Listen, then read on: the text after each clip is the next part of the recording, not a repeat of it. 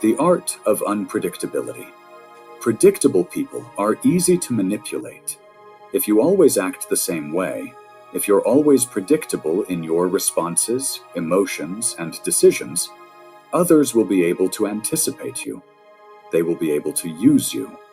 But when you're unpredictable, when people are never sure of what your next move will be, you become dangerous. And when you're dangerous, they respect you. Machiavelli understood this better than anyone. A leader who can be read like an open book is a weak leader. But a leader who maintains a certain level of mystery, who changes when necessary, who never lets others label them, that is the leader who stays in power. And now, the question is, do you want to keep being an open book that anyone can read, manipulate, and take advantage of? Or do you want to start being a strategist, someone who controls their image, their information, and their unpredictability for their own benefit? Because kindness without strategy is just an invitation to be devoured. The world doesn't change its rules for you. So learn to play with the rules that really exist, not the ones you've been made to believe. And if you do it well, if you apply what really works, then, for the first time, you will stop being a victim of the system and start being one of the ones who dominate it. But here comes the most interesting part, the art of strategic distance. Many believe that the key to power is to always be present, to be omnipresent, to make yourself noticed at every moment. But the reality is different. The one who is too available loses their value. Scarcity creates desire. Absence creates impact. Think about this. Why do certain people generate more respect just by being present, while others, no matter how hard they try, never seem to impose authority? The difference lies in the perception of their value.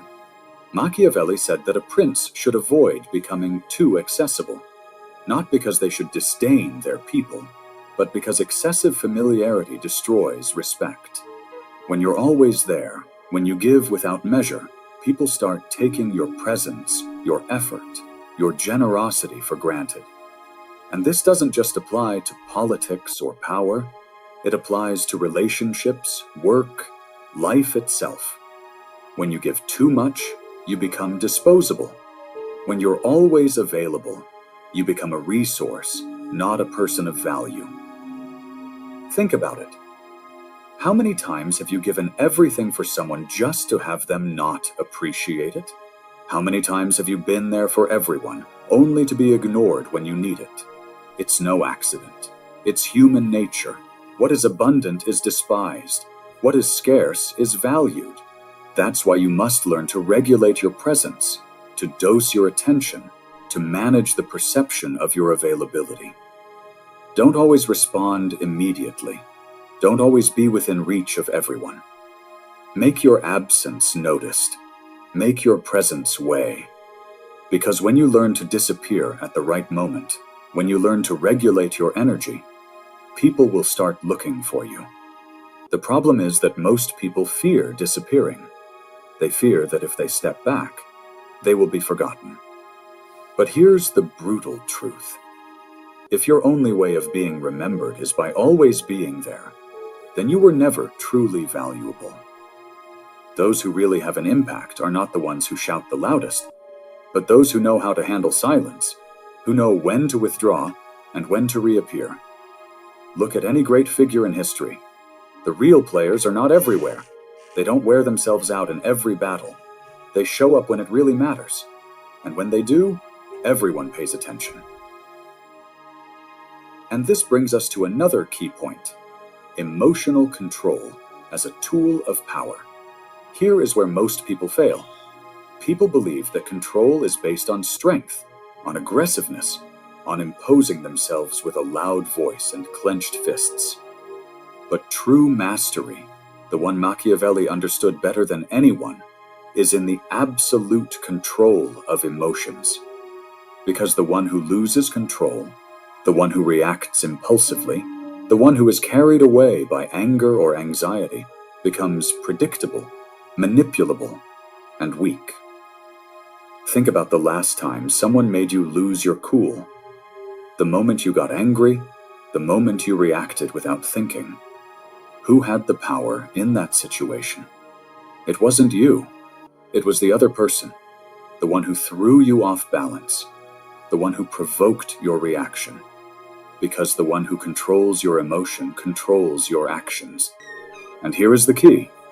The one who can't be provoked, the one who maintains their center no matter what happens, that is the one who truly has power. It doesn't matter if it's in a discussion, in a negotiation, in a relationship, or in any social interaction. The one who maintains emotional control always wins. Because the one who controls their emotions controls the perception others have of them. Machiavelli made it clear. A prudent man must act at all times with coldness and calculation. It's not about not feeling. It's about not being a slave to what you feel. It's not about being a reactive animal that anyone can manipulate. And if you apply this correctly, you become impenetrable.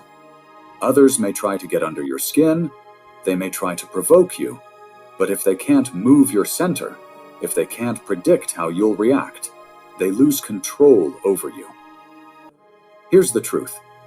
Those who really dominate the game are not the strongest. They are the ones who remain calm while everyone else loses their head.